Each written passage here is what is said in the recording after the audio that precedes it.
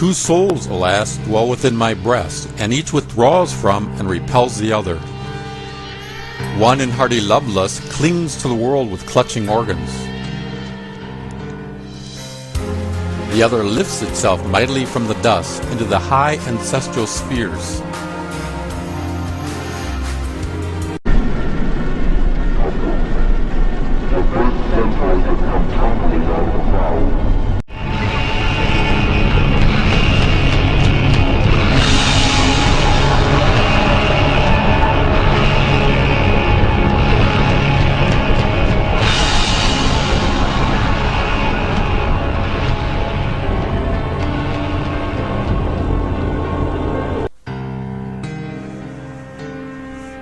Abundant are the gifts we have received from nature, but even more abundant are our desires. We seem born to be dissatisfied, and our urge for knowledge is only a special case of this dissatisfaction.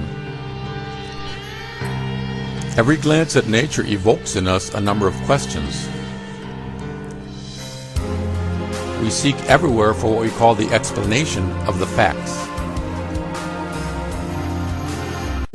We have told her nothing, except that she is nothing, and that the world does not exist beyond her chair, beyond her eyes, blinded by a mere strand of fabric. But she has been told never to remove it, never to seek, never to learn, never to hope, and never to unlock her mind to what may be there beyond the darkness. The mental process splits the world into two halves, into things outside of me and into images of these things within me. A separation occurs between our objective outer perception and our subjective inner thought world. We confront the world as independent beings. The universe appears to us as two opposite poles, I and world.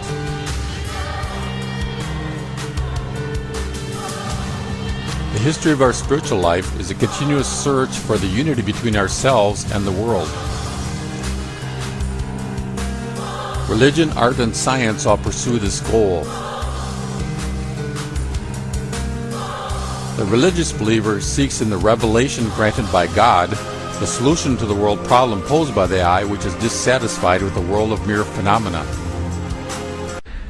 All of us have that potential to become the open door between the spiritual realm and the material realm. So all people have that potential. Jesus said the kingdom of God is within you, meaning that you can use your own intuitive faculties to contact your higher self, and you can get divine revelation. Now most people will get this for their own personal lives. They will get personal guidance. They will get an intuitive sense or an intuitive knowing, this is what I need to do. And you know, we live in a rational scientific age. And if you go back to before science, there were many questions about life on Earth that people could not answer. I mean, where do babies come from? 500 years ago, some people in Europe believed that they were brought by the stork or other ways that we would say are ridiculous today. But science has given us answers to many of these questions, and that has taught us that if we are willing to ask the question and investigate, we can find meaningful answers to our questions about life on Earth. The unfortunate thing about science is that it has become disconnected from religion. So science cannot give us answers about the spiritual side of life. But because of the rational mindset, people realize there must be meaningful answers about the spiritual side of life also. And they are starting to say that if the traditional churches can't give me those answers, I'm willing to look elsewhere. And including looking at the potential for direct revelation. Artists try to incorporate the ideas of their I into various materials to reconcile what lives within them with the outer world.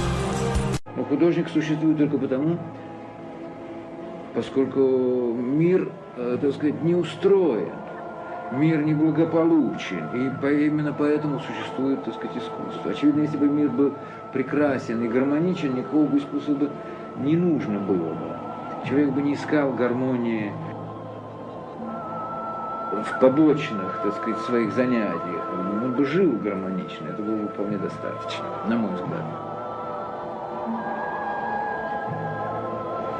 То есть, на мой взгляд, искусство существует только потому, что мир плохо устроен. Thinkers seek the laws of phenomena, striving to penetrate with thinking what they experience through observation.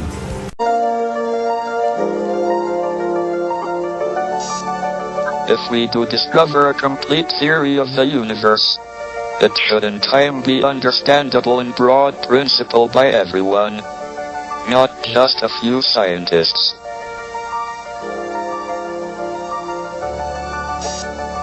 Then we shall all, philosophers, scientists, and just ordinary people, be able to take part in the discussion of why it is that we and the universe exist.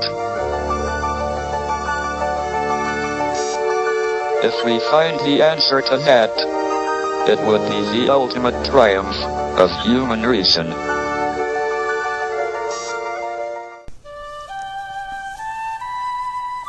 Only when we have made the world content into our thought content do we restore the unity with the world we lost growing up from childhood.